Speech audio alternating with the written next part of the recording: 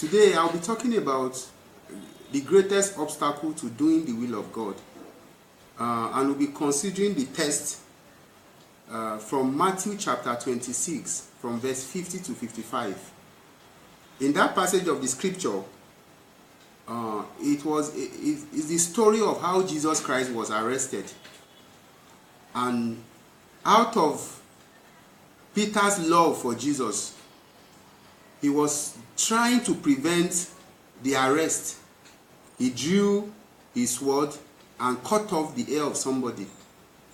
And many times in the Bible, when Jesus talks with the disciple, telling them that he will die and he will go to the cross and he will die and he will be away from them, most of the time, the disciple will say, no, you will not die, you will not die.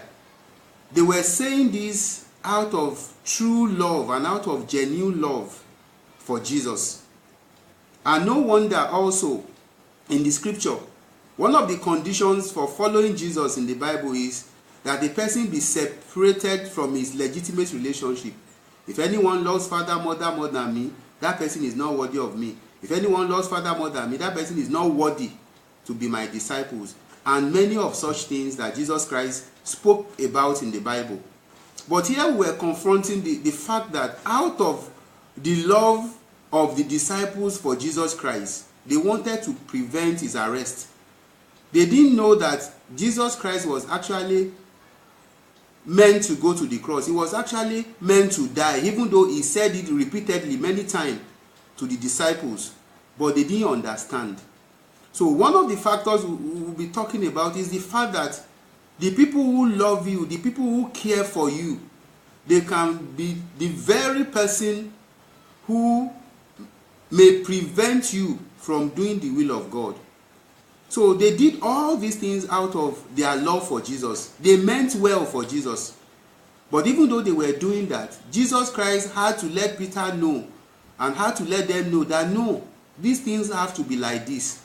And there are times in our lives that out of genuine love from people who loved us, out of genuine love of people, from people who cared about us, when you consider the will of God and you think about doing one or two things, they may want to stop you. They are stopping you not because they want to harm you, not because they met something bad for you, but they, out of their care and out of their love, they want to help you so that perhaps you don't make mistake.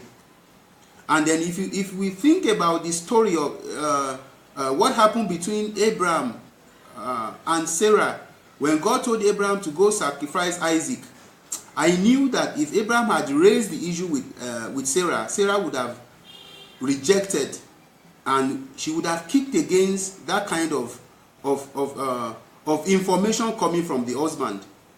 And she would have done it also out of love. She would have wondered which kind of God will tell somebody to go and kill his son. And yet it was the will of God for Abraham to do. And one of the things about the will of God, most times when people talk about the will of God, people feel that the will of God is a do or die affair, that if you don't do the will of God, God will kill you. If you don't do the will of God, God will judge you. It is not so. When God created man, God gave man the will. That is the ability to choose between wrong and right.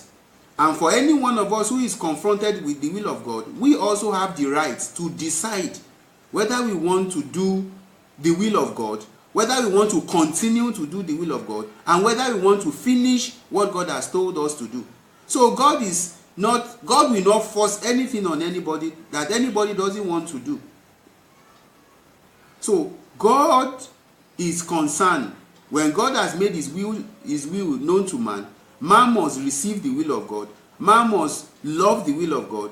Man must accept the will of God. Man must do the will of God. Man must continue to do the will of God. But then man must decide that he will finish what God has told him to do. So one of the greatest obstacles to doing God's will is the love of those who love you, the love of those who care for you. They can be an obstacle on your pathway of fulfilling God's purposes for your life. Your parents, your mother, your wife, your children, out of their love, can hinder you from doing God's purpose for your life. Then the second thing we will talk about from that passage of the scripture where I talked about earlier, that is Matthew chapter 26 from verse 50 to 55.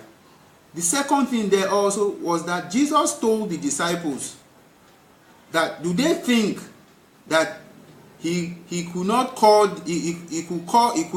down legions of angels to attend to him and to prevent his arrest? Then this will bring us to our second message concerning the greatest obstacle to doing God's will. And one of the greatest obstacles to doing God's will is yourself. Here, Jesus was telling the disciples that he could have, if he wanted, he could have prayed to the Father that the Father should send legions of angels to come and help him. But if Jesus had prayed to the Father, if Jesus had cried out to the Father that he should send those legions of angels to come and help him, then he would have forfeited the will of God for his life. He would have forfeited the very reason why he came. So, prayer also can be a tool that somebody used to cancel the will of God for his life. And as Jesus came to earth to die for us, it was his Father's will that he dies and to reconcile man to God. And many times in the scripture, he was given an opportunity to decide whether he wants to go through with what the Father wanted him to do. And each time, he stood his ground. Each time, he chose over and over again that he was going to follow through to the end. So, most time people feel that the will of God, that is by force. No, it is not by force. There is always a door open for anybody to opt out of the will of God, and there is also a door open for those who want to continue. So it is your responsibility to decide, do I want to follow through with the will of God? Do I want to go through with the will of God? And if you want to opt out too, the door is open. God will not impose anything on anybody that anybody doesn't want to do. God is not like armed robbers who come and force things out of you. God is not a thief.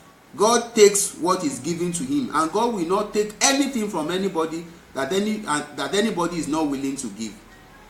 So I want you to just think about these things that we have talked about, because when we talk about the issue of talk about the will of God, most of the time we look round and think about so many things. But I want you to begin to think about and to look into these two things that we have talked about.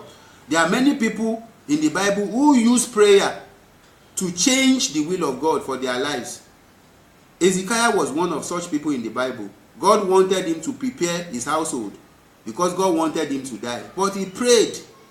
He prayed fervently and presented his case very well to God, and God allowed him. But Ezekiel opted for the permissive will of God, because the perfect will of God for him was that he should die. He opted for God's permissive will.